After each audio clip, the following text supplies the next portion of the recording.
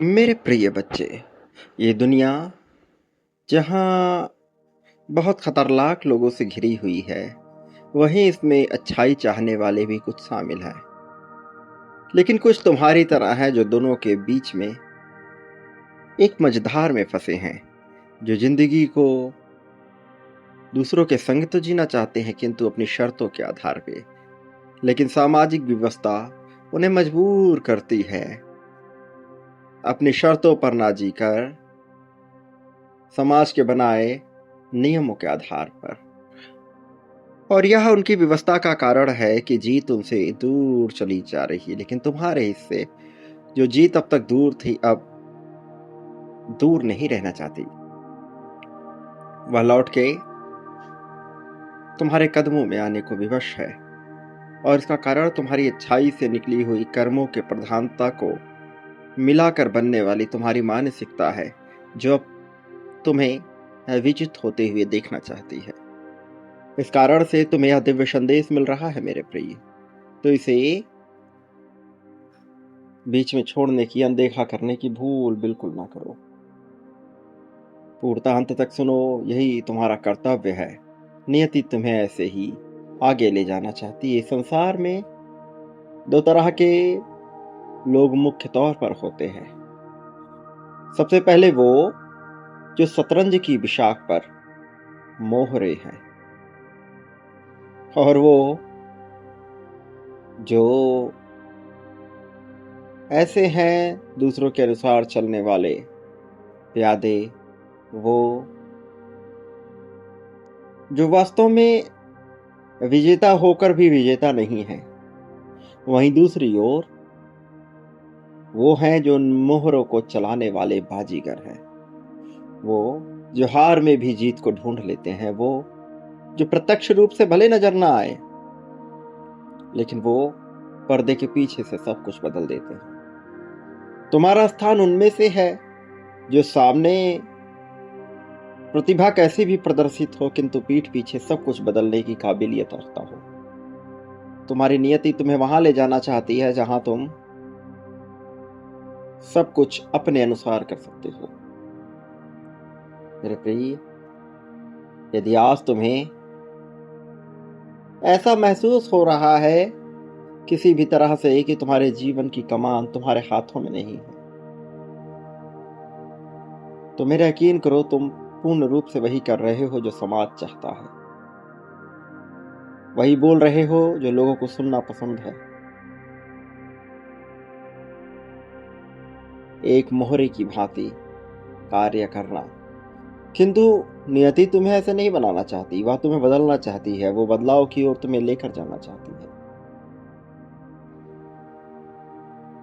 मेरे प्रिय बच्चे, संसार के खेल को समझो। ये किस तरह से तुम्हें मोहरे बनाने पे विवश कर रहा है, इसको समझो। इसके अनुसार चलने का प्रयास न करो। जब तुम आत्मविश्वास से परे होते हो, जब वास्तव में आत्मविश्वास की कमी होती है, तो ढूंढते हो दूसरों से परामर्श, ढूंढते हो दूसरों की सहमति। कोई कार्य करने से पहले दूसरों की सहमति लेने का प्रयास, ये वास्तव में विजय की ओर जाने का नहीं बल्कि पतन की ओर जाने का मार्ग है। क्योंकि अब तुम्हारा जीवन निर्भर हो चुका है दूसरों पर। लेकिन ब्रह्मांड तुमसे यह नहीं चाहता। ब्रह्मांड तुम्हें ऐसे नहीं देखता। वो बदलाव की मांग कर रहा है। वो चाहता है कि तुम ऐसे कभी ना रहो। वो चाहता है कि तुम में यह बदलाव हो। वो चाहता है कि तुम अपनी परिस्थिति को समझो, अपने खेल को समझो, संगीत को समझो, जीवन को समझो, इसकी महत्वता को समझो। मैं तुम्हें बताता हूं एक व्यक्ति के बारे में जो तुम्हारी तरह ही एक बहुत ही साधारण मनुष्य था। वो बहुत मेहनती था। वो अक्सर सबका भला ही चाहता था। लेकिन इसके बावजूद कि वह सबका भला सोचता आया, सबके लिए अच्छा करने की चाह रखता आया, उसे इज्जत नहीं मिलती थी। हर जगह उसे दबाया जाता था। कहीं न कहीं लोग भले ही सामने से उससे मीठा बात करें, किंतु पीठ पीछे उसे कमजोर रखते थे। हर जगह उसे दबाया जाता था, उसके कार्य क्षेत्र में, उसका घर हो या उसके मित्र। और उसे लगने भी लगा था कि शायद वह इस संसार के हिसाब से उतना होशियार नहीं है। और वो अक्सर किताबों में खोया रहता था, कहानियों में और वीडियोस में। एक रात हार मानकर वह एक बहुत ही पुरानी लाइब्रेरी में गया, जहां उसकी मुलाकात एक रहस्यमयी व्यक्ति से हुई। वो आदमी अंधेरे में बैठा था, लेकिन उसकी आंखें चील की तरह तेज, और उसके शब्दों में, उसकी आवाज में एक गजब का ठहराव था। वास्तव में वह व्यक्ति कोई और नहीं था, मेरा ही एक स्वरूप था, जो खतरनाक रणनीतिकार के रूप में वहां बैठा था। उसने उस हारे हुए व्यक्ति की आंखों में देखा और उससे कहा कि मनुष्य तुम्हारे प्यार का नहीं, बल्कि तुम्हारी ताकत का भूखा होता है। तुम्हें इस बात को समझना होगा। लोग यहाँ तुम्हारे प्यार के नहीं, तुम्हारी ताकत के भूखे हैं मेरे प्रिय। यदि तुम अपने जीवन की डोर अपने हाथों में वापस लेना चाहते हो, तो तुम्हें मनुष्य के दिमाग के उस अंधेरे तहखाने में भीतर उतरना होगा, जहां असली खेल खेला जाता है। वास्तव में उसको जो हारा हुआ था, उसे मैंने बताए जीवन को जीने के खतरनाक नियम, उसे दिए खतरनाक संकेत, जिससे वह सब कुछ बदल सका। सबसे पहले उसने जाना कि अपने इरादों को हमेशा गुप्त रखो। मेरे प्रिय, ज्यादातर लोग अपनी योजनाओं का ढिंढोरा पीटते हैं।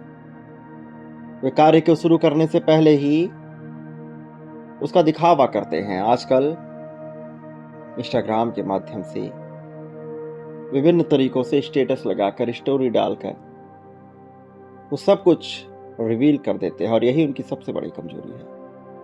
कार्य हो जाने के बाद भले ही तुम वह दिखाओ, लेकिन कार्य शुरू होने से पहले उसका ढिंढोरा पीटना, ये वास्तव में विफलता का पहला कदम है। जब तुम अपने अगले कदम के बारे में सबको बता देते हो, तो तुम अपने दुश्मनों को तुम्हें रोकने का मौका देते चले जाते हो। वास्तव में जीवन में बाजीगर वह है जो शिकार करने से पहले दहाड़ता नहीं है, बल्कि चुपके से हमला करता है। चाहे तुम्हारी अमीरी हो, चाहे तुम्हारा कोई योजना, चाहे तुम्हारा धन हो, उसे ऐसे छुपाओ जैसे कोई अपराधी अपने गुनाह को छुपाता है। याद रखो, तुम्हें दिखावा तो करना है, लेकिन दिखावा ऐसा कि कोई यह शक ना कर पाए कि तुम्हारे पास यह कैसे आया। तुम धन का दिखावा कर सकते हो, लेकिन ऐसे जैसे वह धन तुम्हें किस रास्ते से मिला, यह कोई जान ना पाए।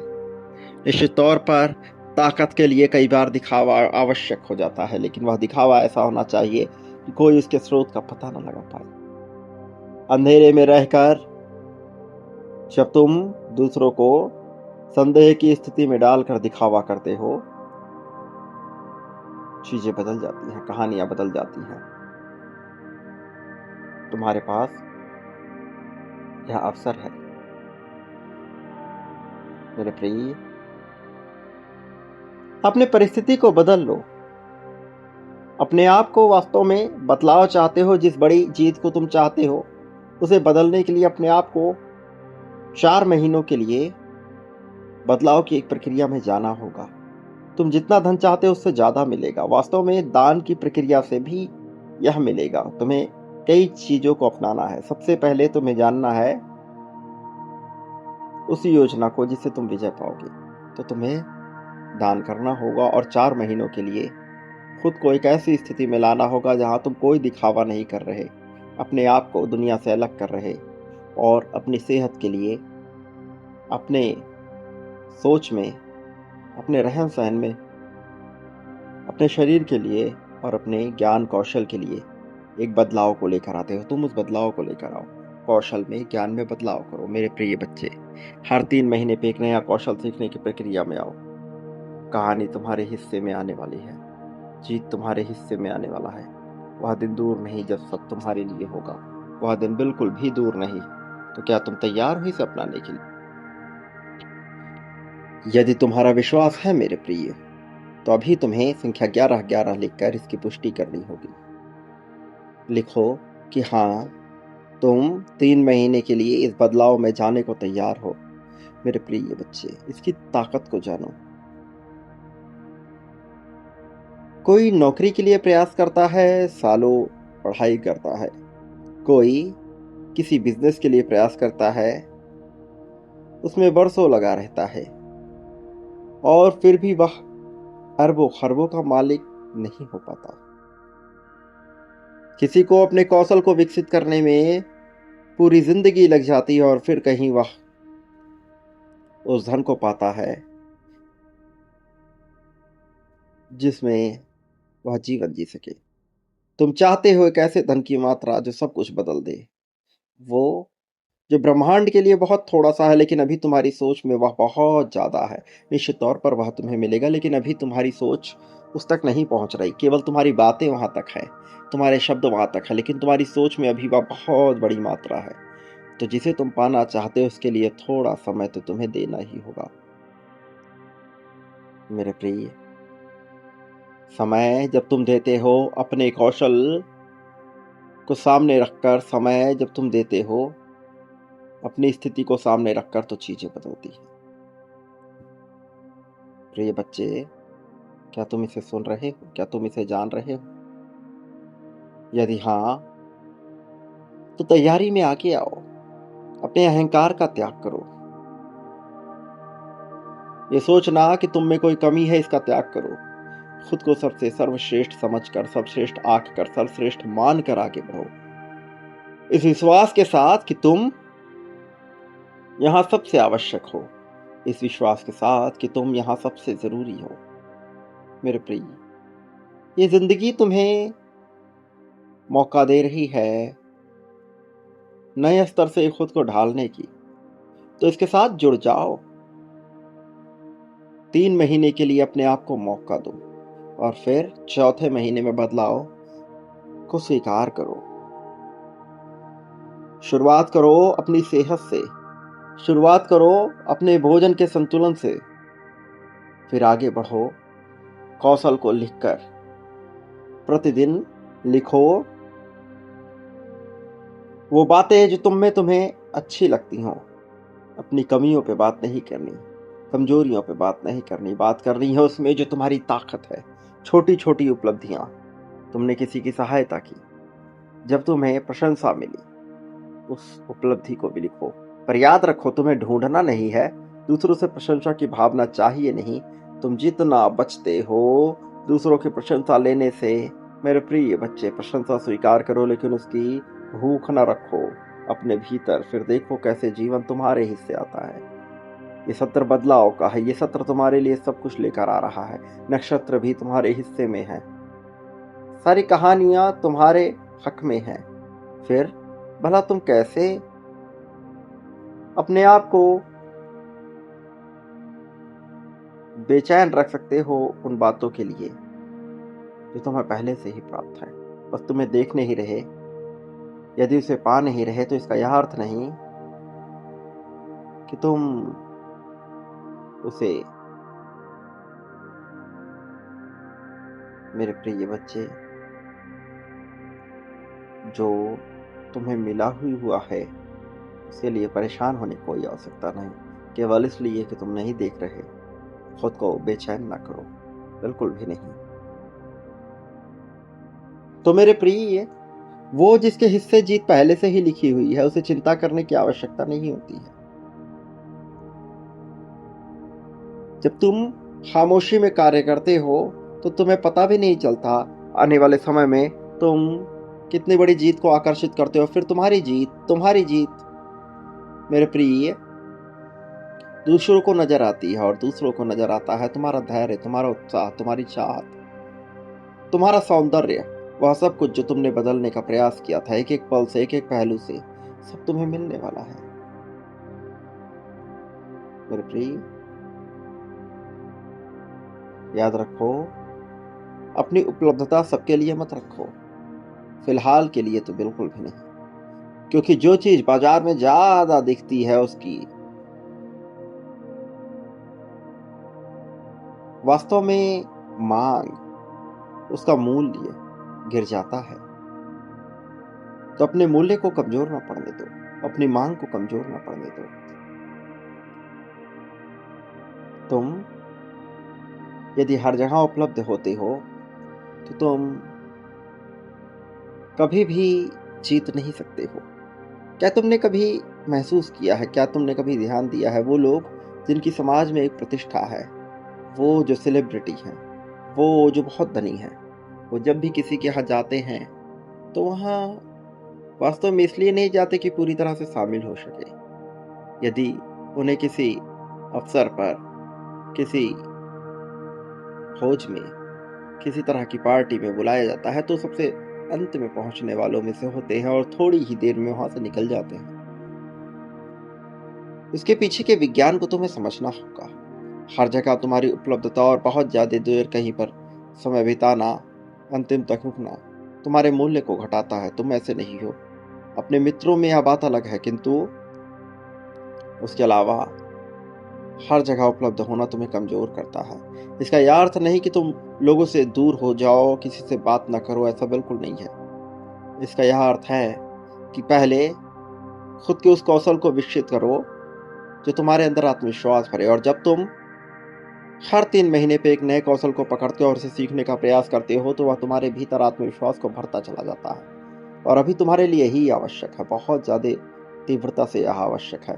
तो तुम्हें इसे समझना होगा। बदलाव की प्रक्रिया में तुम्हें आगे आना ही होगा, इसमें कोई दो राय नहीं कि तुम जीतोगे मेरे प्रिय।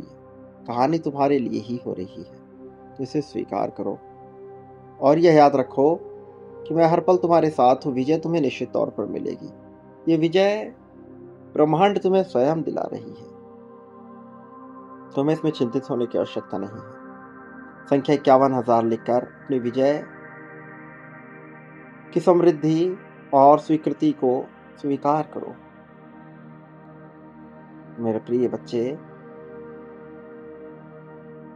याद रखो, तुम जिस मार्ग पे, उस मार्ग पे बहुत बड़ी बड़ी चुनौतियां तुम्हारे सामने आई हैं। तुम उससे उभरे हो और आगे भी उभरोगे। और अब जबकि चुनौतियां सामने आती हैं, तुम्हें यह जानना होगा कि इसे पार होने का भी तरीका है। जब तुम बांटते हो तो तुम इससे पार पाते हो, चुनौतियों को दूर करते हो। तुम जान भी नहीं पाते, लेकिन चुनौतियां दूर चली जाती हैं और तुम्हारे हिस्से आरामदायक जीवन आता है। यह आरामदायक जीवन तुम्हारा है। प्रेम, धन, संपत्ति, समृद्धि, खुशहाली, स्वीकृति से भरा हुआ यह जीवन। तो मेरे प्रिय, वह व्यक्ति जो आभार व्यक्त करता है, वह व्यक्ति जो आभार को समझता है, वह विजय पाता ही पाता है, चाहे जो हो जाए। तुम्हें इस आभार को समझना होगा, तुम्हें आभार देना होगा इस संदेश का, संदेश वाहक का, इस वाणी का, इस चैनल का।